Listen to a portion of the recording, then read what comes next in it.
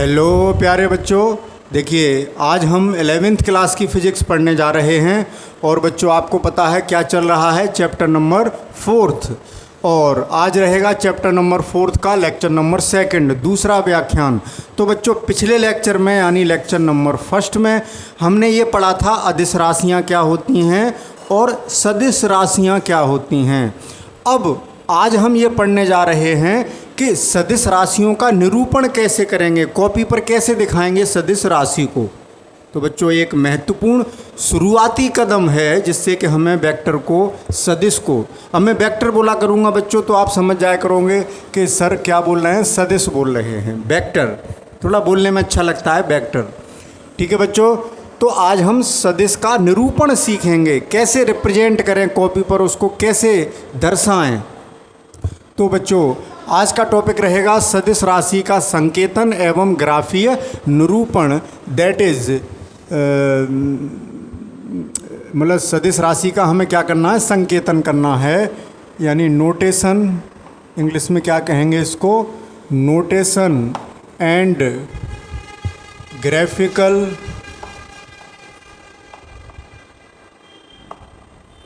Representation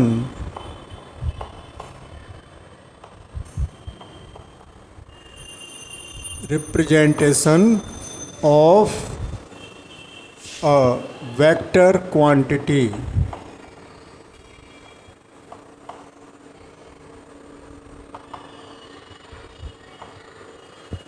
vector quantity का representation कैसे करें, उसका संकेतन कैसे करें, उसको ग्राफ से कैसे दिखाएं, ये चीज़ें हम आज पढ़ेंगे।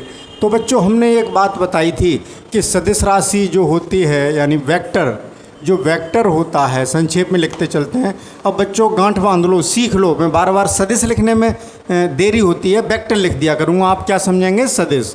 तो जो वेक्टर है बच्चों उसमें क्या क्या होता है, एक परिमाण होता है और क्या होता है, दिशा होती है।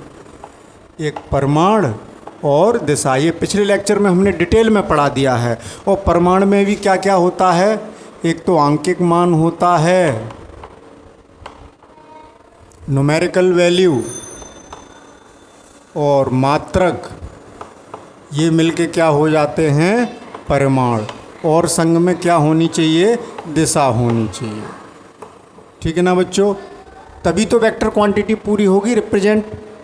अब कॉपी पर कैसे दिखाएंगे उसको समझने से पहले देखें, आंकिक मान आप जानते हैं, जैसे आपने कहा कि हमने 10 न्यूटन का बल लगाया तो 10 न्यूटन 10 आंकिक मान हो गया और न्यूटन मात्रक हो गया।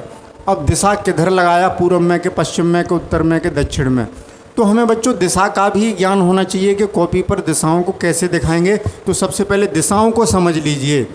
तो देखें बच्चों, जब भी आप कॉपी पर डायरेक्शन की बात करेंगे, दिशाओं की बात करेंगे, तो इस तरीके से एक कॉर्नर पर, एक कोने में ऐसे बना लिया करना।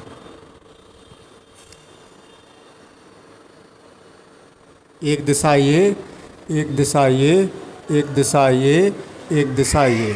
अब देखें ऊपर वाली जो दिशा है बच्चों वो नॉर्थ होगी, उत्तर। उत्तर को हम क्या कहते हैं, नॉर्थ। ये आपको पता होना चाहिए बच्चों, मैं यहाँ लिखता चलता हूँ, हिंदी मीडियम के बच्चे हैं। उत्तर को मैं किससे लिख रहा हूँ, एन से। अब एक्चुअली एन है क्या, नॉर्थ। इंग्लिश भी पढ़ानी पड़ती है। और नीचे हमेशा लिखोगे साउथ। साउथ का मतलब दक्षिण, आप हिंदी में भी लिख सकते हो दक्षिण, लेकिन ऐसे ही लिखा करना। इतनी तो इंग्लिश सीख लो, दक्षिण। जो एस है वो क्या बता रहा है, दक्षिण को, यानी साउथ को। ओके बच्चों, राइट हैंड साइड पर आप हमेशा ईस्ट लेंगे। ईस्ट का मतलब पूरब, क्या लेंगे, पूरब। इतना समझ रहे हैं, बात समझ आ रही है बच्चों। पूरब, पश्चिम, उत्तर, दक्षिण 4 दिशाएं होती हैं। तो ये ईस्ट यानी ई किसको बता रहा है बच्चों, ईस्ट को। ईस्ट माने, अरे इतना तो फर्स्ट ईयर के बच्चे जानते हैं, पूरब। पूरब हो गया। इधर वेस्ट, वेस्ट माने पश्चिम, डब्लू मीन्स वेस्ट, और वेस्ट का मतलब पश्चिम। ये हम थोड़ा दिशाओं का ज्ञान करा देते हैं जिससे ज़रूरत पड़ती है सवालों में, तब बच्चे कंफ्यूज होते हैं। ठीक है ना बच्चों। अब इनके अलावा भी दिशाएं हो सकती हैं, जैसे मान लो हम इस दिशा की बात करें, ये कौन सी दिशा कहलाएगी, ये कौन सी कहलाएगी, ये कौन सी कहलाएगी, ये कौन सी कहलाएगी। तो ये बच्चों ये दिशा नॉर्थ और ईस्ट के बीच की है 45 अंश के कोण पर, तो ये कहलाएगी नॉर्थ ईस्ट। ये नॉर्थ और वेस्ट के बीच की है तो नॉर्थ वेस्ट। ये साउथ और वेस्ट के बीच की है तो साउथ वेस्ट। ये साउथ और ईस्ट के बीच की है तो साउथ ईस्ट। ये दिशाएं ध्यान रखना।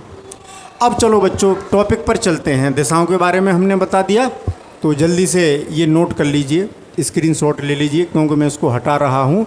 हमें फिर आगे समझाना है कि रिप्रेजेंटेशन कैसे करेंगे। तो स्क्रीनशॉट ले लें जिससे कि आप कॉपी पर बाद में नोट कर सकेंगे बच्चों।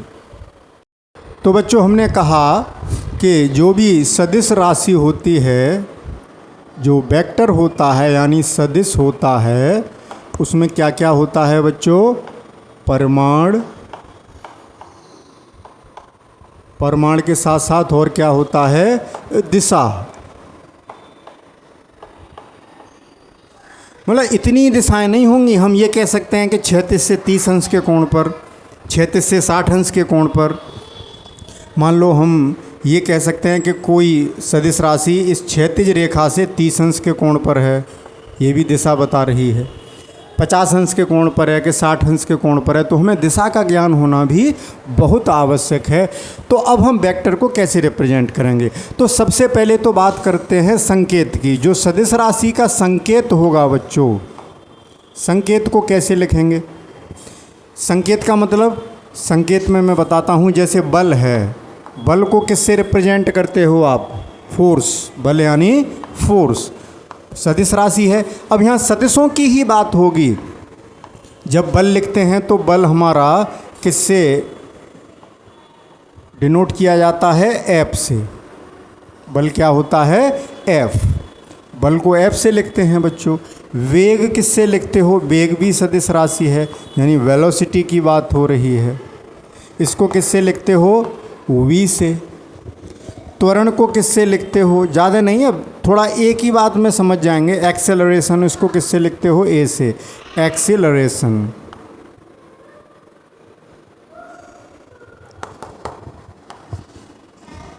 तो जो सदिश राशियों के संकेत हैं, पहले हम बात करते हैं बच्चों, सॉरी बच्चों,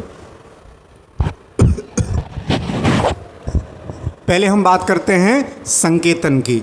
तो सदिश राशियों के जो संकेत हैं, हम जब भी किसी सदिश राशि को रिप्रेजेंट करते हैं, डिनोट करते हैं, तो उसके संकेत के ऊपर एक तीर का चिन्ह लगा देते हैं। इससे पता चलता है कि ये हम सदिश वेक्टर की बात कर रहे हैं, सदिश राशि की बात कर रहे हैं। बात समझ गए बच्चों?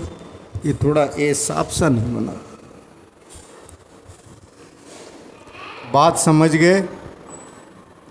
तो सदिश राशियों के जो संकेत हैं उनके ऊपर आप तीर का चिन्ह लगाएंगे। एक संकेतन की बात। अब निरूपण। अब हमने ये कहा बच्चों कि हमारे पास कोई एक पिंड है, कोई पिंड है जो रखा हुआ है। इस पिंड पर हम ये कह रहे हैं कि ईस्ट डायरेक्शन में 10 न्यूटन का बल लग रहा है। कितने का? 10 न्यूटन। बल जो है कितना है बच्चों? 10 न्यूटन। तो बच्चों 10 न्यूटन क्या हो गया? यहाँ समझ लें परिमाण। अब दिशा तो नहीं बताई, किधर लग रहा है? ईस्ट में। तो ईस्ट उसकी दिशा हो गई। तो 10 न्यूटन तो हो गया परिमाण और दिशा हो गई पूरब, यानी ईस्ट में लग रहा है। समझने की कोशिश करना। तो अब इस बल को हम कैसे दिखाएं? हमारे पास बल कितना है बच्चों? यहाँ लिखते हैं बल कितना है। इसको हटा दें अब, क्यों बच्चों? जिससे समझने में आसानी हो। चलो अभी भी समझ जाओगे।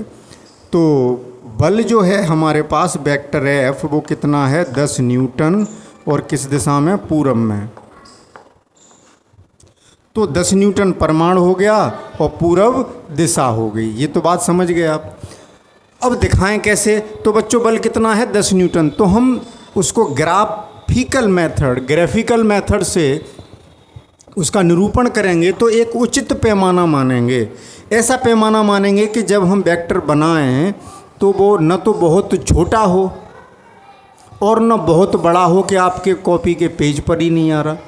तो हम क्या करते हैं, सुविधा के लिए इतने को रिप्रेजेंट कर रहे हैं, ठीक है। अब हमारा क्वेश्चन ये है बच्चों, क्वेश्चन को ऐसे समझ लें, इसकी चर्चा हो रही है अब। तो हम मानते हैं माना पैमाना। अब ये तुम्हारे ऊपर है कितना मानना चाहते हो। अब मैं चाह रहा हूँ कि 2 न्यूटन को 1 सेंटीमीटर मान लूँ, क्योंकि जब भी आप कॉपी पर ग्राफ बनाओगे, लाइन खींचोगे तो सेंटीमीटर में खींचोगे। तो 2 न्यूटन को मैंने 1 सेंटीमीटर मान लिया बच्चों। तो बहुत कॉमन सेंस की बात है, हमारा जो बल है जो इस पिंड पे लग रहा है वो कितना लग रहा है 10 न्यूटन। तो ये पैमाना मान लिया। तो 10 न्यूटन बराबर कितने हो गए 5 सेंटीमीटर। यानी हमें 5 सेंटीमीटर की एक रेखा खींचनी है। यानी इस पर कितना बल लग रहा है 10 न्यूटन। किधर लग रहा था पूरब में। तो देखें पूर्व दिशा ईस्ट यही तो थी, तो मैंने इधर लगा दिया। बात समझना। अब इसको वेक्टर में कैसे दिखाएं। तो 5 सेंटीमीटर की एक रेखा खींचिए, पूरब में खींचनी है यानी सीधी खींचनी है ऐसे करके।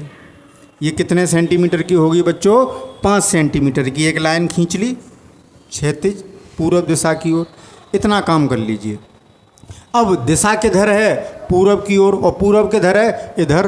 तो इधर की ओर तीर लगा दो और इसके नीचे लिख दो 10 न्यूटन। तो 10 न्यूटन तो बता रहा है परिमाण, ये क्या बता रहा है परिमाण। यही वेक्टर हो गया, यही सदिश खिंच गया, ये हो गया परिमाण 10 न्यूटन। और परिमाण और दिशा चाहिए। दिशा कौन बता रहा है, ये तीर। तीर जिधर लगा है वो क्या है दिशा। समझ गए, क्लियर हो गया पॉइंट।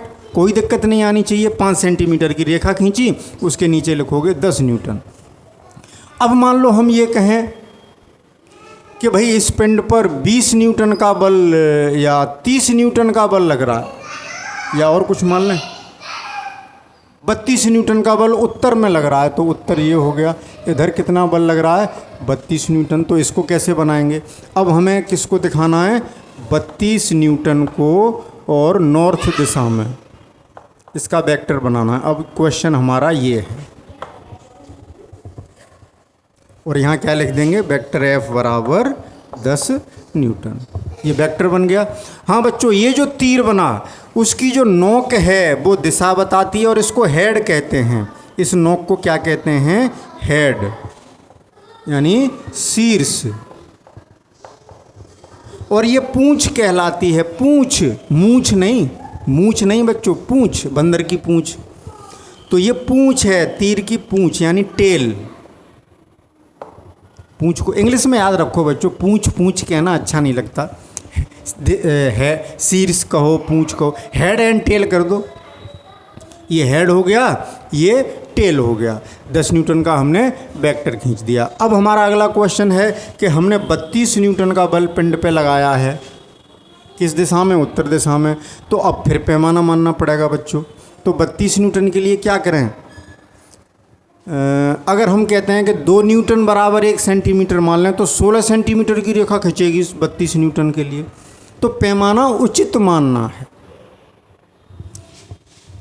अगर हमने ये मान लिया कि 2 न्यूटन बराबर 1 सेंटीमीटर, तो बच्चों 32 न्यूटन बराबर कितना हो जाएगा 16 सेंटीमीटर।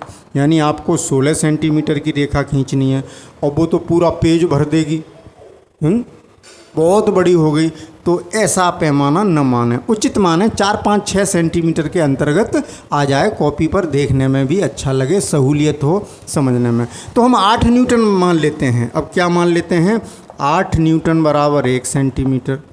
तो गणित के बच्चे हैं, सब जानते हैं, इतना तो बायोलॉजी वाले भी जानते हैं। तो 32 न्यूटन बराबर 4 सेंटीमीटर हो जाएंगे। तो अब हमें 4 सेंटीमीटर की रेखा खींचनी है। लेकिन अब किधर खींचेंगे बच्चों, उत्तर की ओर। तो खड़ी, उत्तर किधर है खड़ा, ऊपर की ओर। तो ये 4 सेंटीमीटर की रेखा खींच दी और इस बल की दिशा किधर है, नॉर्थ, और नॉर्थ है ऊपर, तो हमने कर दिया ऊपर और यहाँ लिख दिया 32 न्यूटन। इसका आंसर ये हो गया। तो वेक्टर खींचना सीख गए। मैंने एक ऐसा बना दिया, एक ऐसा बना दिया, आप इस दिशा में भी बना सकते हो, ठीक है ना। हमसे कहा जाए कि नॉर्थ ईस्ट में लग रहा है तो ऐसा बना देना। अगर 32 न्यूटन नॉर्थ ईस्ट में होता, जैसे 32 न्यूटन किधर होता, 32 न्यूटन का बल नॉर्थ ईस्ट में होता, तो कैसे बनाते, नॉर्थ ईस्ट इधर है, 45 अंश के कोण पे बना देते यहाँ से 36 से, और 32 न्यूटन, तो वैसे बनाते वेक्टर को, किधर भी दिशा दी हो। अब ये तो मामूली बात है। अब आप सीख गए बच्चों कि हम वेक्टर को कैसे ड्रॉ करेंगे, उसका ग्राफिकल रिप्रेजेंटेशन कहलाता है। हेड समझ गए, टेल समझ गए। इस वेक्टर की जो लंबाई है कि कितना लंबा है, कितना लंबा है, कितना बड़ा है, ये बता रहा है उसके परिमाण को, यानी 10 न्यूटन को, परिमाण को बता दिया। अब दिशा कौन बता रहा है, तीर की दिशा। हेड किधर है, पूरब की तरफ है कि पश्चिम की तरफ है, तो संकेतन समझ में आ गया बच्चों आपको। तो आपको किसी भी दिशा में दिया हो उसी दिशा में उचित पैमाना मानकर रेखा खींच लें और जिधर दिशा है उधर नोक बना दें, और उस वेक्टर क्वांटिटी के जो संकेत हैं उनके ऊपर तीर लगाना न भूलें। तो अब हम चाहे बेग का वेक्टर खींचना हो, चाहे त्वरण का खींचना हो, चाहे बल का खींचना हो, किसी का भी खींचना हो आप खींच सकते हैं। पैमाना मानिए, लाइन खींचिए, तीर लगाइए, काम खत्म। तो ये वेक्टर रिप्रेजेंटेशन हो गया। जल्दी से स्क्रीनशॉट ले लें बच्चों इसका। हाँ तो बच्चों अब आगे चलते हैं। तो अब तक बच्चों आपने सदिश को खींचना सीख लिया कि हम सदिश को कॉपी पर कैसे दिखाएंगे, उसका रिप्रेजेंटेशन कैसे करेंगे, उसका ग्राफिकल रिप्रेजेंटेशन कैसे करेंगे। अब बच्चों हम कुछ विशेष प्रकार के सदिश पढ़ लेते हैं जिनकी आपको बहुत ज़रूरत पड़ेगी। तो बच्चों सदिश ये न सोचें कि हम सदिश पढ़ रहे हैं फर्स्ट ईयर में हम इससे फ्री हो जाएंगे। सदिश यानी वेक्टर्स एक ऐसा टॉपिक है, इसको मन लगा के पढ़िए। जब तक आप फिजिक्स पढ़ेंगे, चाहे बीएससी करें, एमएससी करें, बीटेक करें, चाहे कोई भी हायर एजुकेशन में जाएंगे, सदिश पीछा नहीं छोड़ेगा, क्योंकि फिजिक्स में सदिश राशियां भी हैं। तो स्थिति सदिश और विस्थापन सदिश और पढ़ा देते हैं आपको, तो इनको हल्के में न लें। मैं यहाँ नोट्स बनवा दूंगा आपका। तो सॉरी बच्चों, स्थिति सदिश होता क्या है उसको समझना है। तो स्थिति सदिश कहते हैं बच्चों इंग्लिश में पोजीशन वेक्टर। स्थिति यानी पोजीशन, कहते हैं ना भाई तुम्हारी पोजीशन क्या है, पोजीशन वेक्टर। तो बच्चों हमने ये बताया कि कोई भी वस्तु कहीं पर है, मान लो एक वस्तु है ए यहाँ पर, ये कोई भी वस्तु है, आपका घर हो सकता है, स्टेशन हो सकता है, आपका स्कूल हो सकता है, इसकी पोजीशन क्या है। तो डिफरेंट बिंदुओं से इसकी पोजीशन डिफरेंट होगी, अलग अलग जगह से देखोगे तो हम ये कहें कि ये देखो यहाँ से देखें तो मान लो ये 1 किलोमीटर है, यहाँ से देखें तो दिशा भी बदल रही है, हो सकता है ये 3 किलोमीटर हो, यहाँ से देखते हैं तो पता लगा आधा किलोमीटर ही है। तो ये पोजीशन है, यानी बी से 1 किलोमीटर है, सी से 3 किलोमीटर है, डी से ½ किलोमीटर है। यानी किसी भी वस्तु की पोजीशन भिन्न भिन्न बिंदुओं से भिन्न भिन्न होती है। तो जब हमें स्थिति सदिश खींचना है तो हमें एक पॉइंट निश्चित करना पड़ेगा। या तो बी से बात करें, एक सवाल के कई उत्तर थोड़ी देंगे, या तो बी से बात करें, या सी से बात करें, या डी से बात करें। तो अब हम यहाँ आपको समझाते हैं, इसको हटा देते हैं बच्चों, कि किसी भी पॉइंट की पोजीशन बताने के लिए हमें एक मूल बिंदु लेना पड़ेगा। निर्देश तंत्र हमने जब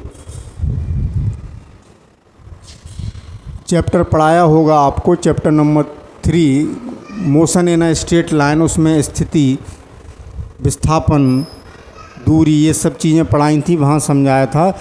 तो बच्चों मान लो कोई पॉइंट, कोई वस्तु, पॉइंट क्या, कोई बिंदु वस्तु, कोई पॉइंट ऑब्जेक्ट। अब आप ये कहेंगे कि सर पॉइंट ऑब्जेक्ट क्या होता है, तो पॉइंट ऑब्जेक्ट के बारे में बताएंगे बच्चों, कोई बात नहीं। तो अभी मान लो कोई बॉडी है, अभी आप ये मान लो, और ये P बिंदु पर स्थित है, तो इसकी पोजीशन ये है। तो इसकी पोजीशन हमें व्यक्त करनी है, तो कोई ना कोई तो हमें एक बिंदु लेना पड़ेगा। जैसे हम यहाँ से बता रहे हैं, तभी तो यहाँ से यहाँ तक की दूरी बता पाएंगे। तो हमने इस बिंदु को मान लिया O, और आप चाहो तो एक निर्देश तंत्र भी खींच सकते हो, कि जैसे ये एक्स अक्ष और ये वाई अक्ष, तो ये कार्तीय निर्देश तंत्र हो गया,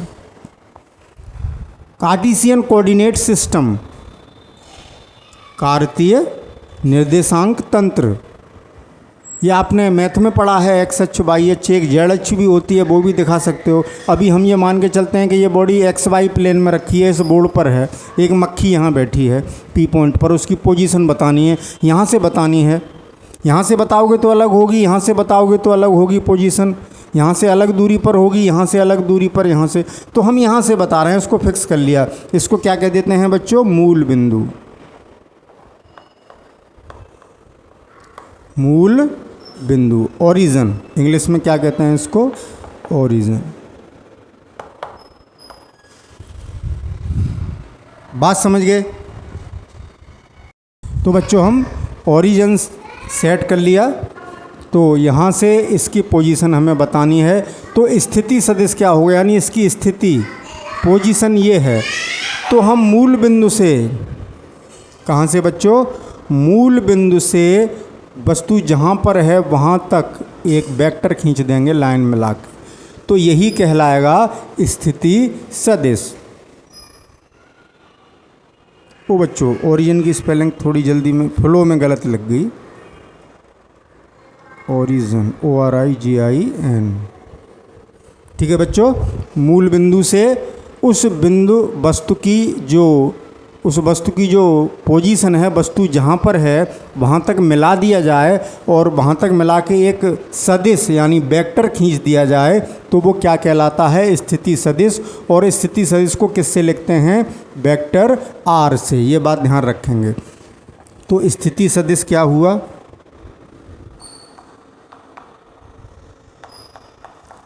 स्थिति सदिश क्या हुआ बच्चों, बराबर, इस वेक्टर का नाम क्या है, O से लेके P तक खींचा गया। अरे O ज़्यादा दूर लग गया है बच्चों, ये O है, OP, इसको क्या पढ़ेंगे, OP। पूंछ से पढ़ते हैं, टेल से हेड की तरफ, पूंछ से शीर्ष की तरफ, OP वेक्टर, पोजीशन वेक्टर है, स्थिति सदिश है, तो वेक्टर लगाएंगे। और इसको डिनोट किससे करते हैं, वेक्टर R से। तो स्थिति सदिश हो गया। तो किसी भी वस्तु की स्थिति को मूल बिंदु से मिलाकर एक सदिश खींच दिया जाए, तो जो हमें सदिश मिलता है उसको स्थिति सदिश कहते हैं। ये परिभाषा बच्चों मैं यहाँ लिख देता हूँ, वीडियो को पॉज करके, समय की बचत होगी। तो बच्चों इसका नोट्स बना लेना, मैंने परिभाषा लिख दी कि मूल बिंदु O से किसी वस्तु की स्थिति तक, किसी वस्तु की स्थिति तक खींचा गया सदिश स्थिति सदिश कहलाता है। यानी मूल बिंदु से वस्तु की जो पोजीशन है, जो स्थिति है, वहाँ तक वेक्टर खींच दो, तो जो वेक्टर मिला, जिसको हम वेक्टर R से लिख रहे हैं, जो वेक्टर OP मिला, वही इस वस्तु का स्थिति सदिश हो गया बच्चों। तो बात क्लियर हो गई, कॉपी पे लिख लोगे। अब हम बात करते हैं विस्थापन सदिश की बच्चों, इसको भी समझ लें। विस्थापन सदिश, विस्थापन सदिश, इसको कहते हैं डिस्प्लेसमेंट वेक्टर, डिस्प्लेसमेंट वेक्टर।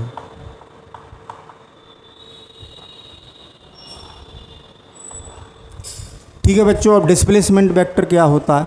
मान लो कोई वस्तु गति में है, देखो पोजीशन वेक्टर किसी का भी हो सकता है, वस्तु विराम में भी हो सकती है, तो किसी समय पर उसका पोजीशन वेक्टर खींचना है। गति में भी हो सकती है उसका पोजीशन वेक्टर, मतलब किस समय पर कहाँ है सॉरी बच्चों, किस समय कहाँ है।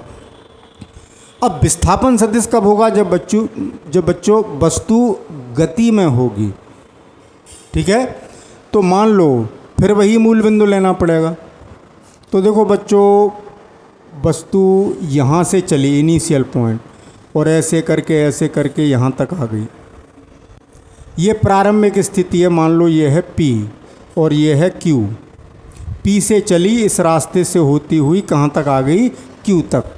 तो डिस्प्लेसमेंट वेक्टर विस्थापन सदिश क्या होगा यहाँ? तो क्या करेंगे बच्चों, फिर हम एक क्या खींचेंगे?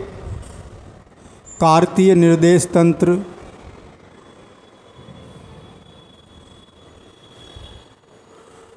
एक्स अक्ष, वाई अक्ष, और एक लेंगे मूल बिंदु O। ध्यान से समझना, आपको ये लगेगा सर इतना टाइम क्यों बर्बाद कर रहे हैं इस पर, लेकिन बच्चों इनके बिना काम चलना ही नहीं है। आगे जब इंटर में फिजिक्स पढ़ोगे बहुत ज़रूरत पड़ेगी इसकी। तो बच्चों कोई वस्तु P से चली Q तक पहुंच गई, मान लो T1 टाइम पर यहाँ थी और T2 टाइम पर यहाँ टाइम कितना था? T1, और T2 समय पर यहाँ आ गई Q पर। तो पोजीशन निकालिए पहले। T1 टाइम पर पोजीशन क्या होगी? वस्तु P पर थी तो पोजीशन वेक्टर P तक मिला दें। अभी बताया मैंने, अभी आपने सीखा कि वस्तु जहाँ है वहाँ तक वेक्टर खींच दो। तो ये पोजीशन वेक्टर हो गया। मान लो ये है R1, R से ही तो लिखते हैं। अब T2 टाइम पर वस्तु पहुँच गई, T2 टाइम पर पहुँच गई Q पर। तो अब उसकी पोजीशन यानी अंतिम पोजीशन ये है, तो ये अंतिम पोजीशन का पोजीशन वेक्टर हो गया मान लो R2। तो प्रारंभिक स्थिति से लेते हुए अंतिम स्थिति तक अगर मैं एक वेक्टर खींच दूं यहाँ, तो यही वेक्टर बच्चों क्या हो जाएगा? स्थिति सदिश। यानी कौन सा वेक्टर हुआ? PQ। तो सॉरी, स्थिति सदिश नहीं, विस्थापन सदिश। देखो पहली पोजीशन जहाँ थी प्रारंभिक अवस्था का पोजीशन वेक्टर हो गया R1। अंतिम अवस्था का, चाहे वो किसी भी रास्ते से गई हो, चाहे इस रास्ते से गई हो, चाहे ऐसे गई हो, चाहे ऐसे गई हो, कहीं से गई हो, कैसे भी गई हो, पहले यहाँ थी अब यहाँ है। पोजीशन वेक्टर्स खींचने हैं, रास्ता नहीं देखना, मार्ग नहीं देखना, हमें ये देखना है इनिशियल प्रारंभिक अवस्था कहाँ है स्थिति, और अंतिम स्थिति कहाँ है, कहाँ से चल के आई है, कोई लेना देना नहीं। तो प्रारंभिक अवस्था से, प्रारंभिक स्थिति से अंतिम स्थिति तक जो भी वेक्टर आपने खींचा मिलाते हुए, शुरू कहाँ से की? पूंछ कहाँ बनाई? ध्यान रखें, पूंछ कहाँ बनाई? जहाँ से प्रारंभ हुआ था, और जहाँ तक पहुँचा वहाँ शीर्ष बना दिया। ये दिख रहे हैं ना आपको वेक्टर, ये तीर दिख रहे होंगे। तो जो विस्थापन सदिश हुआ बच्चों, क्या हुआ? विस्थापन सदिश क्या हुआ? Vector PQ। इसका नाम कैसे लिखेंगे भाई? पहले किसका नाम लिखा जाता है? पूंछ का। पहले हम पूंछ पकड़ेंगे। आपकी गली में कोई जानवर भाग रहा है पूंछ वाला, कोई भैंस हो सकती है, आप पीछे पीछे हैं, तो आपको सबसे पहले पूंछ पकड़नी पड़ेगी, ठीक है ना। तो शुरुआत कहाँ से करेंगे? पूंछ से। P, इस वेक्टर का नाम कैसे लिखा जाता है वो भी ध्यान होना चाहिए। पूंछ से पहला अक्षर पूंछ वाला लिखेंगे, बाद वाला अक्षर सिर वाला लिखेंगे, शीर्ष वाला यानी Q वाला। वेक्टर PQ ये हो गया, क्या हो गया बच्चों? विस्थापन सदिश, यानी वस्तु इतनी विस्थापित हो गई, उसमें इतना विस्थापन आ गया। और ये किसके बराबर होगा बच्चों? बाद वाले वेक्टर में से पहले वाला वेक्टर घटा देंगे, vector R2 minus vector R1। तो वस्तु की प्रारंभिक स्थिति और अंतिम स्थिति को मिलाते हुए खींचा गया सदिश क्या कहलाता है? विस्थापन सदिश। इस बात को मैं यहाँ लिख देता हूँ, जिससे आप कॉपी पर नोट्स बना लेंगे, आपको आसानी होगी। ठीक है बच्चों, मैं अभी वीडियो को पॉज करके लिख देता हूँ इस बात को। ओके। तो बच्चों हमने ये विस्थापन सदिश की परिभाषा लिख दी कि किसी वस्तु की प्रारंभिक स्थिति से अंतिम स्थिति तक खींचा गया सदिश विस्थापन सदिश कहलाता है। अंतिम स्थिति तक यानी ये नहीं कि यहाँ से इधर को तीर लगा दो, तीर किधर लगेगा, अंतिम स्थिति तक। तो हम यहाँ ये भी कह सकते थे बच्चों कि किसी वस्तु की प्रारंभिक स्थिति से अंतिम स्थिति की ओर खींचा गया सदिश, की ओर लिख दें तो और अच्छी बात हो जाएगी, स्पष्ट हो जाएगी। ये गलत नहीं है, ठीक है बच्चों, ये गलत नहीं है, लेकिन स्थिति की ओर क्या लिख दें, अंतिम स्थिति की ओर, उसकी दिशा किधर है, प्रारंभिक स्थिति से अंतिम स्थिति की ओर खींचा गया सदिश विस्थापन सदिश कहलाता है। तो बच्चों स्थिति सदिश सीख गए, विस्थापन सदिश सीख गए। तो आज के लेक्चर को यहीं ख़त्म करेंगे, क्योंकि इतना ही नोट्स बना लो। अभी बहुत सी बातें बतानी है सदिशों के बारे में कि दो सदिश के बीच का कोण क्या होता है, विपरीत सदिश क्या होते हैं, सम सदिश क्या होते हैं, एकांक सदिश क्या होते हैं, समांतर सदिश क्या होते हैं, प्रति समांतर सदिश क्या होते हैं, parallel vectors, anti parallel vectors, equal vectors, opposite vectors, unit vectors, ये सब सीखने हैं बच्चों। तो आज के लेक्चर को यहीं समाप्त करते हैं। स्क्रीनशॉट ले लेकर अच्छा सा प्यारा सा नोट्स बनाइए बच्चों। मिलते हैं कल। तो आज के इस लेक्चर को यहीं समाप्त करते हुए आपके लिए thank you for watching and best of luck, sorry पहले good bye and best of luck.